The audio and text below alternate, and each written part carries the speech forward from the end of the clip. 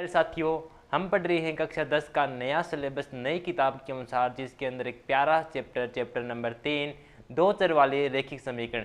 इससे पहले वाले वीडियो में हमने इसका बेसिक पार्ट समझा और इसका क्वेश्चन नंबर 1 को भी सॉल्यूशन किया साथियों। आज हम इसके क्वेश्चन नंबर 2 को सॉल्यूशन करने वाले हैं। बड़ा ही मजा आने वाला साथियों, लास्ट तक बने रहना और आपसे वादा करता हूँ एक एक चीज़ समझाऊंगा। आज तक जो आपको लगता था हार्ड, आज इस वीडियो के बाद बिल्कुल डिटेल से समझाने वाला हूँ। एक छोटी चीज़ आपको बता के चलूँगा साथियों, लास्ट तक बने रहना। उसके बाद आप बताना कि आपको वीडियो कैसी लगी, ठीक है।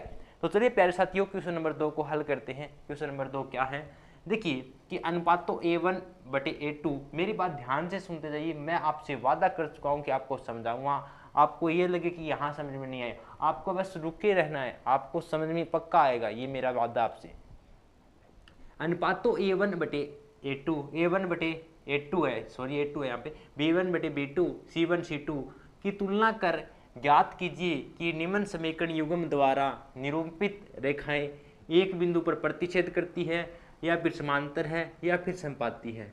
हमें देखिए क्वेश्चन कहता क्या है, क्वेश्चन ये कहा है कि आपको A1A2 और B1B2 और C1C2 की तुलना करके यह बताना है कि क्या रेखा संपाती है, क्या रेखा समांतर है, क्या रेखा प्रतिच्छेद है, यह बताना है। अब मुझे पता है ना, तो आप ये जानते कि संपाती रेखाएं क्या होती है, समांतर क्या होती है, प्रतिच्छेद क्या होती है।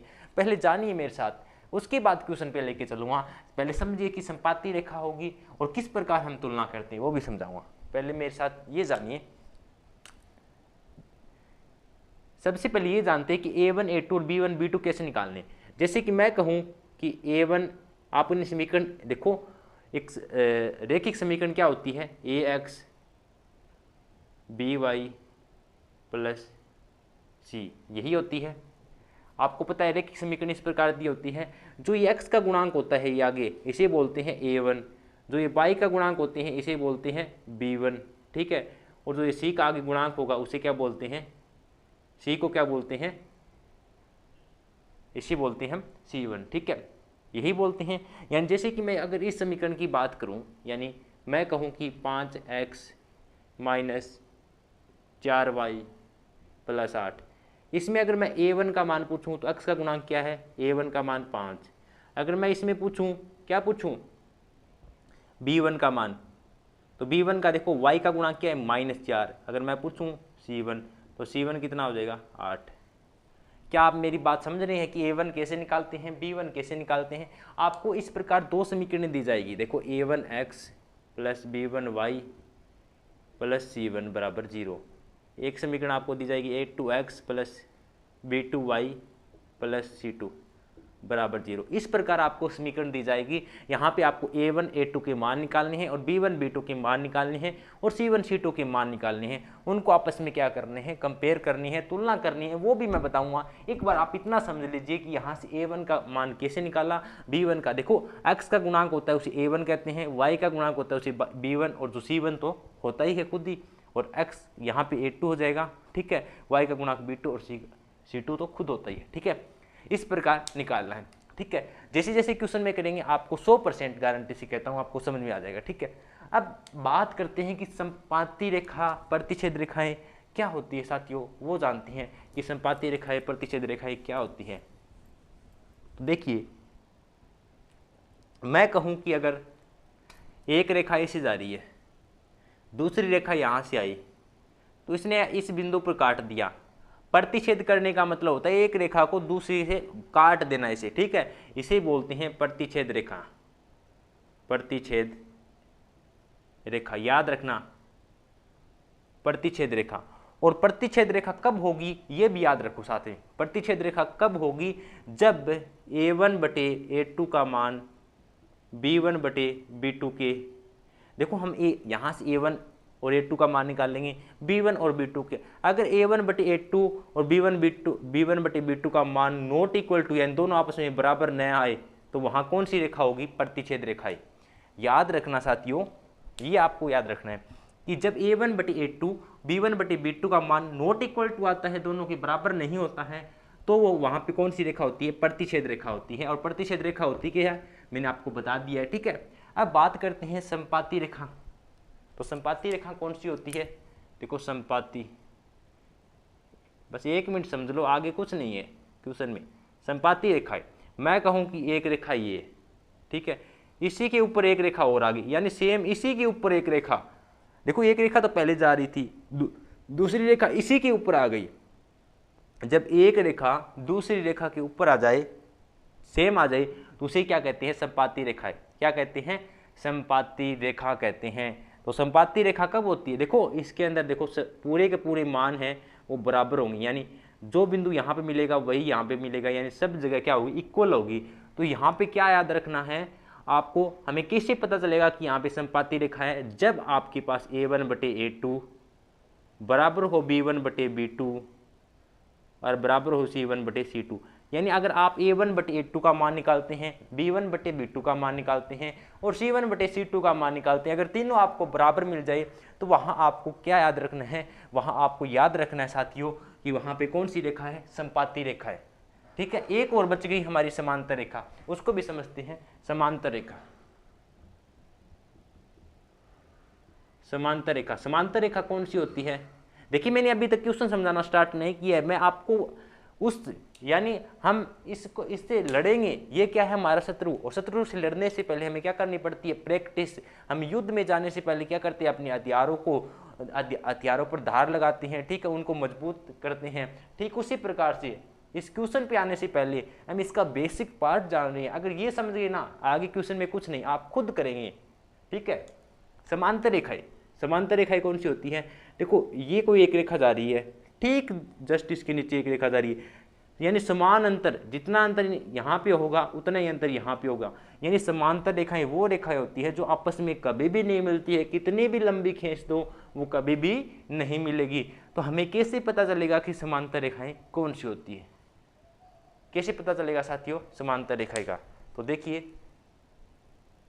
तो आपको इसके लिए याद रखना है साथियों कि जब आपके पास आए A1/A2 बराबर हो B1/B2 के, लेकिन नॉट इक्वल टू हो C1/C2 के, क्या हो? A1/A2 का मान निकालिए आप, ठीक है, और B1/B2 का मान निकालिए, वो तो बराबर आए, लेकिन B जो इनका मान बराबर आया वो C1/C2 के बराबर नहीं आए, तो वहां आपको बता देना है कि यहाँ पे समांतर रेखाएं हैं। समांतर रेखाएं मैंने तीनों की पहचान बता दी है। वापस से रिपीट कर दूं साथियों, जब संपाती रेखा वो रेखा होती है जो एक ही रेखा के ऊपर चलती है। जब संपाती रेखा की निशानी क्या है? जब A1/A2 B1/B2 C1/C2 तीनों के मान इक्वल आते हैं, वहां पे संपाती रेखा होती है। अगर मैं बात करूं प्रतिच्छेद रेखा, इन एक रेखा को दूसरी रेखा इस प्रकार काटे बीचों बीच से, तो वो कौन सी रेखा होती है? प्रतिच्छेद रेखा। जब A1/A2 का मान B1/B2 के बराबर ना आए, वहां पे प्रतिच्छेद रेखा होती है।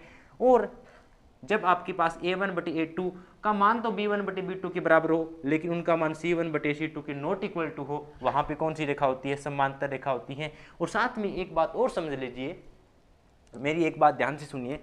एक ये पहले इस रेखा की बात करते हैं। ये रेखा देखो, ये रेखा यहाँ पे आई, यानी इस बिंदु को इस बिंदु पे काट रही है, इस बिंदु पे काट रही है, यानी इसके निर्देशांक क्या हो जाएंगे? x y हो जाएंगे। ठीक है, यानी एक बिंदु पे काट रही है, तो इसका कितना हल होगा? एक। देखो एक हल होगा, एक संगत हल होगा। देखो इससे नेक्स्ट वाला क्वेश्चन, उसमें हमें यही बताना है कि इसके संगत हल या फिर असंगत हल है। तो हमें देखो ये देखो प्रतिच्छेद रेखा होती है, यानी जब आपके पास A1/A2 B1/B2 का नॉट इक्वल टू आ जाए, तो वहां पे आपको क्या बताना है कि वहां पे प्रतिच्छेद रेखा है।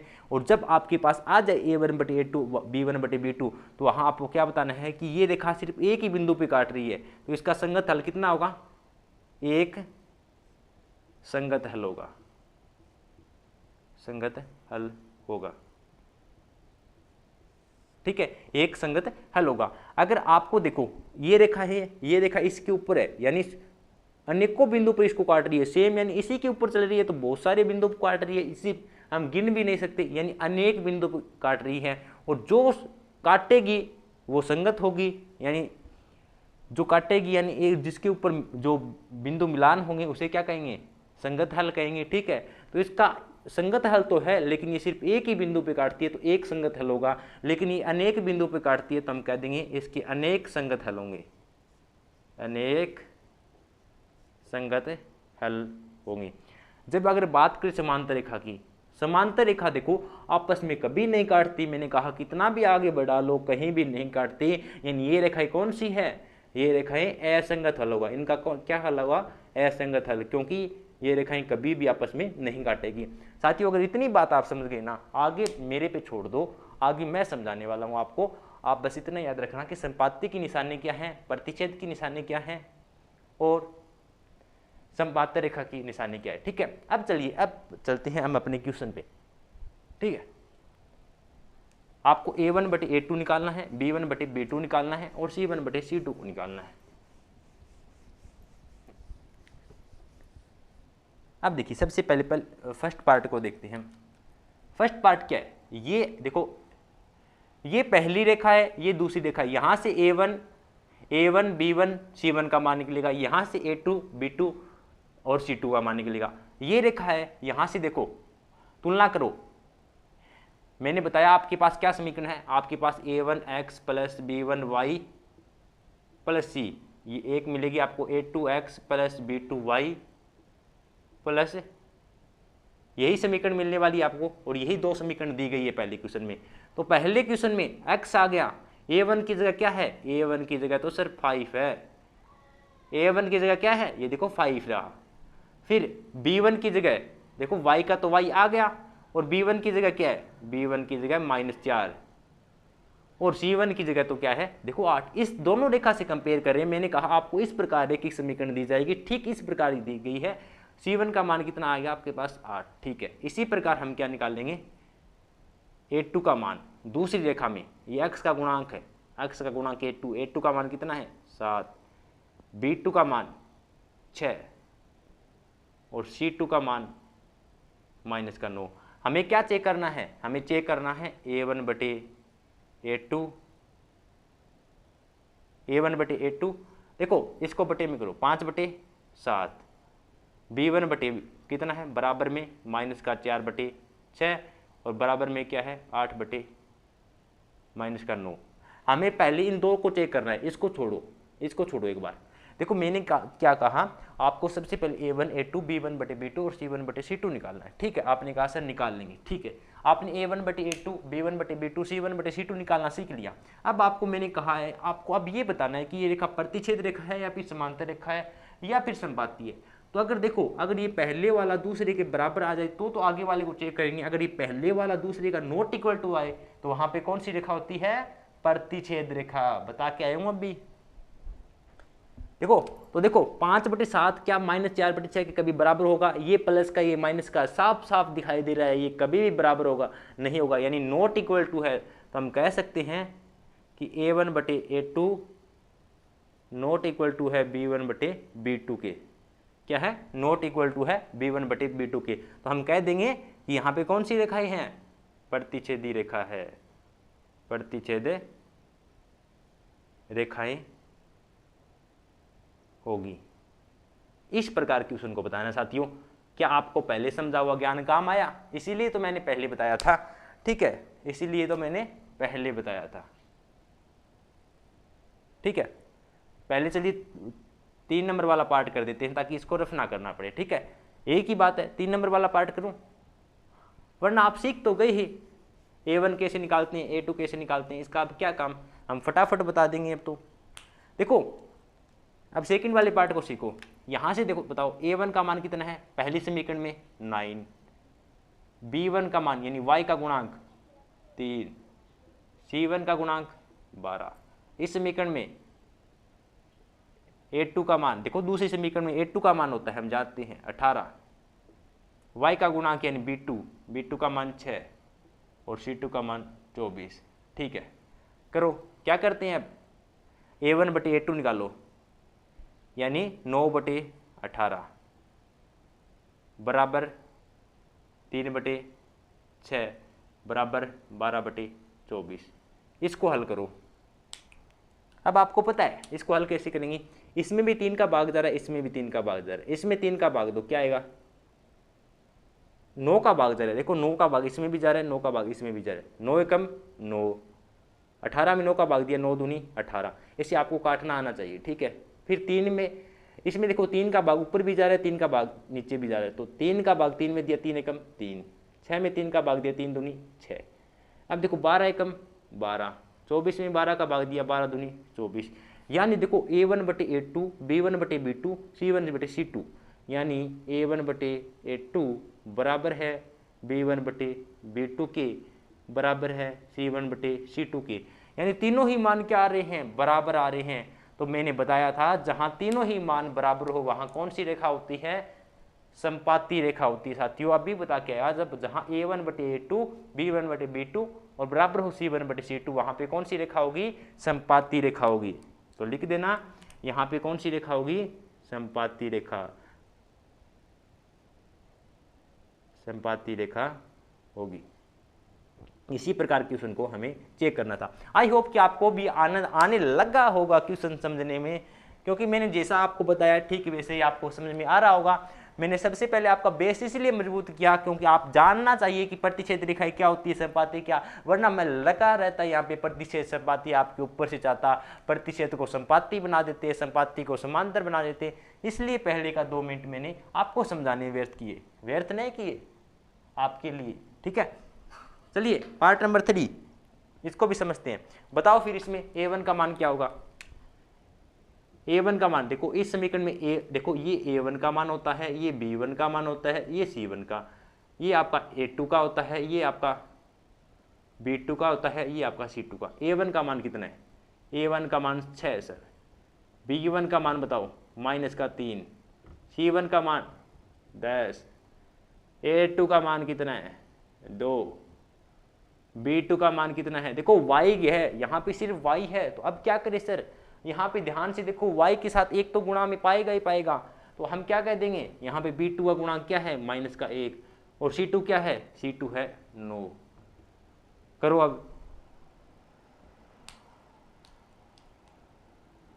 अब देखो क्या निकालते हैं, A1/A2 B1/B2, यानी A1/A2 निकालेंगे तो क्या आएगा 6/2 बराबर B1/B2 यानी -3/-1 बराबर C1/C2 यानी 10/9। अब इसको हल करो, देखो 2 का भाग इसमें ऊपर नीचे देंगे तो क्या आएगा, 2 का भाग 6 में दिया, 2 दिया 6, नीचे 2 में 2 का भाग दिया 1 बराबर, यहाँ पे देखो माइनस से माइनस कैंसिल, यहाँ पे क्या बचेगा 3/1 बराबर में क्या आएगा 10/9। यानी देखो 3/1 का मतलब 3 ही होता है। वैसे हम 1 लगाए या ना लगाए, ठीक है कोई फर्क नहीं, चलो 1 हटा ही देते हैं क्योंकि 3 में 1 का भाग देंगे 3 ही आएगा।